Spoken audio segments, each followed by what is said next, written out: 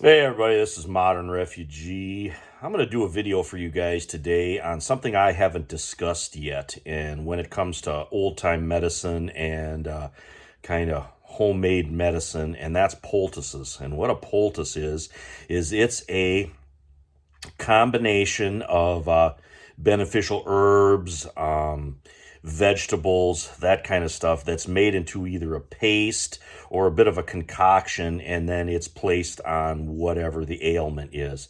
And I'm going to make two of the most common ones that I have seen. The one I learned from my mother and grandmother, and the other one I learned from my father-in-law.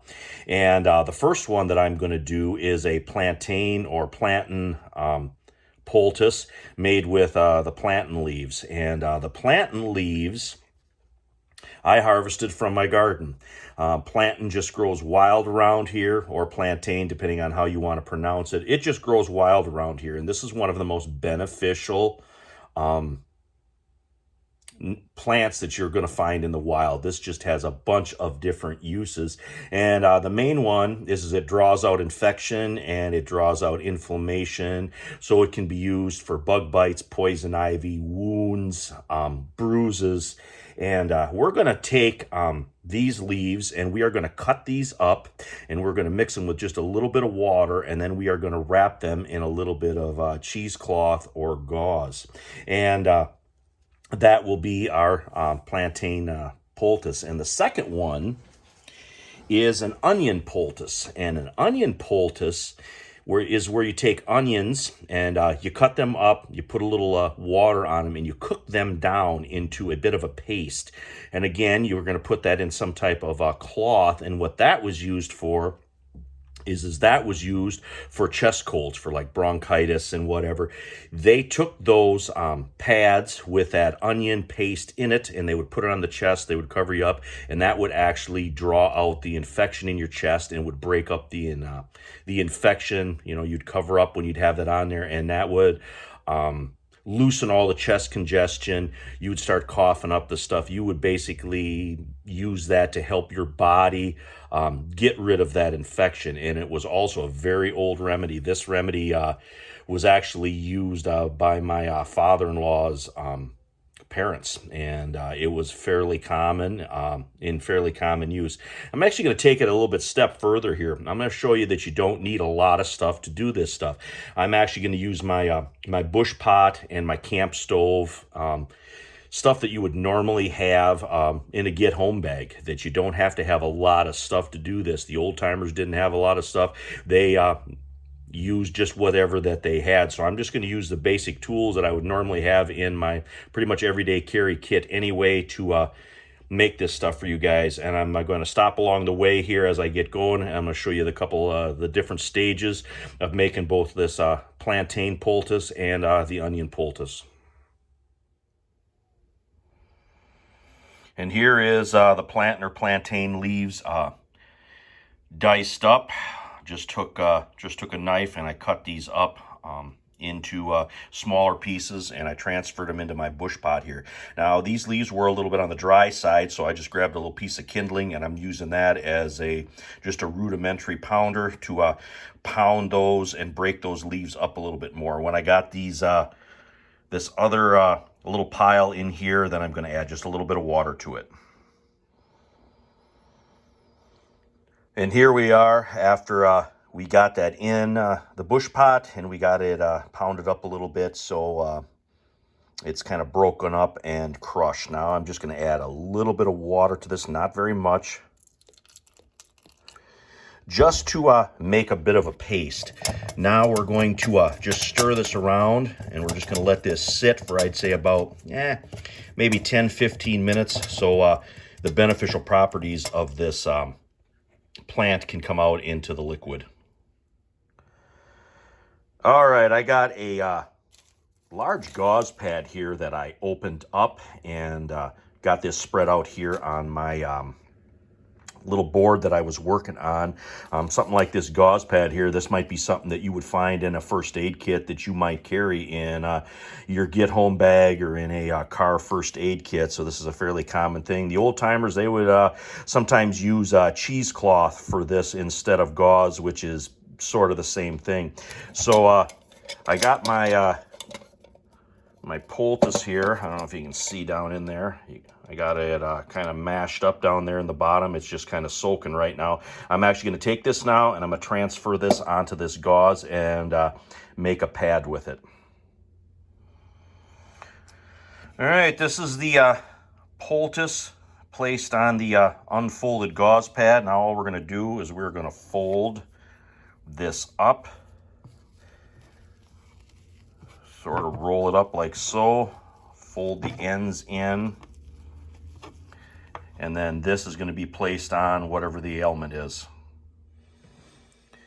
All right, you can see there on my hand, I got a little touch of poison ivy started from moving some firewood, I believe, but I'm not 100% sure. But that is a perfect example of what you would use this plantain or plantain poultice for. So I got my little pad here that I made with my plantain paste in it that I made with my gauze pad. And what you would do to use this now is you would just take this and you would place that on whatever the affliction is, whether it's a bite or poison ivy, or it would be a bruise or a wound. You just leave that on there for a little while, and that will draw out the infection. It will draw out the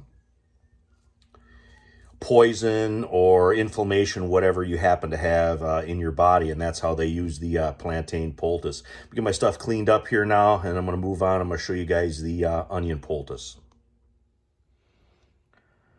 All right, to start the onion poultice, you're going to need a couple medium-sized onions, or you're going to need a bunch of small onions like I got here. These are just onions that were on the bottom of my onion bin from last year. Onions and garlic are just two of the most important vegetables that you can grow because they're not only food, they're also medicine. Doesn't matter what kind of onions they are for this poultice. And as you can see, there are a little onion skin on the onions. That doesn't matter either.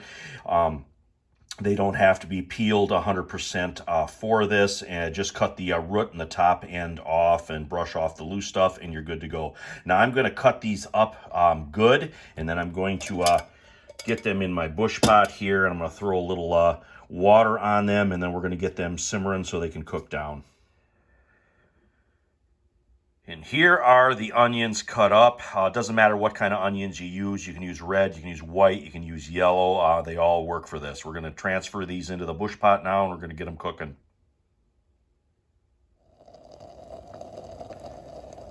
All right, we got this on. We got this cooking. Show you what it looks like there. Put about a quarter cup of water on this, and we're just going to let this simmer a little bit. One thing when you're making medicine or anything like that out of onions, it's going to stink. So it's good to do it outside where, or in an outbuilding where the fumes won't bother the other people in the house. But we're going to let this keep simmering here and cooking down. And this is what it looks like about 15 minutes into it. We're going to let this cook for probably about 10 more minutes yet. If your liquid cooks out, you just add a little bit more liquid into it. The liquid is solid gold at the bottom of this, and you want to stir this pretty frequently so you get a even cook on this. You don't want any kind of hard pieces of onion in this. You want everything to be soft and paste-like. All right, this has cooked about a half an hour, and I added some liquid into this about twice. So I added in about a cup of water throughout the cooking process of this, from what I started with and then what I added throughout the simmering. And you can see here what it looks like. It's sort of a wet paste, basically. And I stirred this quite well to reincorporate that liquid back into the pieces of onion that are remaining in this cup here. And I also let it cool down, so it's cool to the touch. Of course, you don't want to burn your patient. You actually want to help them and not make things worse. So you let this cool down completely before you use it. Now, what I'm going to do is I'm going to transfer this over onto some torn up bed sheets. There's different things that you could use to put this poultice in. You could use cheesecloth. You could use gauze again. But typically, the old timers, they would use some type of torn up bed sheet that they had around, just a cotton bed sheet that they would put this concoction into, and then they would fold it up and they would make a pad to place on the sick person's chest.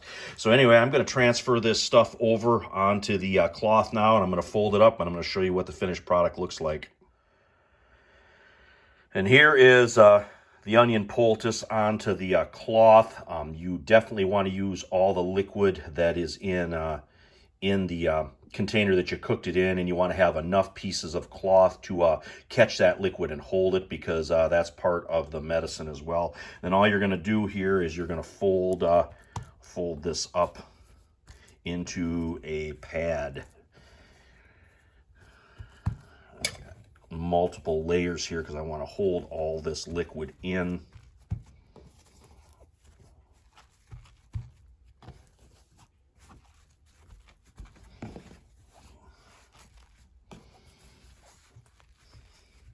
We're going to fold this up now, and we're going to let that liquid soak into this cloth. The material here has had a couple of minutes to soak up the liquid. I have flipped this over, and it is ready to apply to the sick person's chest. So this can start to break up the mucus and the infection in the chest. And be prepared to cough your brains out when you use this. So you would just apply this directly on the person's chest, cover them up real good so they stay warm, and let this work on breaking up that congestion and infection that they would have in the chest. I'm going to turn the camera around now and give you guys a little bit of a wrap up. All right, guys, I hope you enjoyed watching me make these two old-time poultices for you guys. The Plantain Poultice and, of course, the Onion Poultice for the chest. Plantain is a fairly common plant. You can find that in most places. Onions, of course, are, again, readily available. It's something you can grow, something you can get.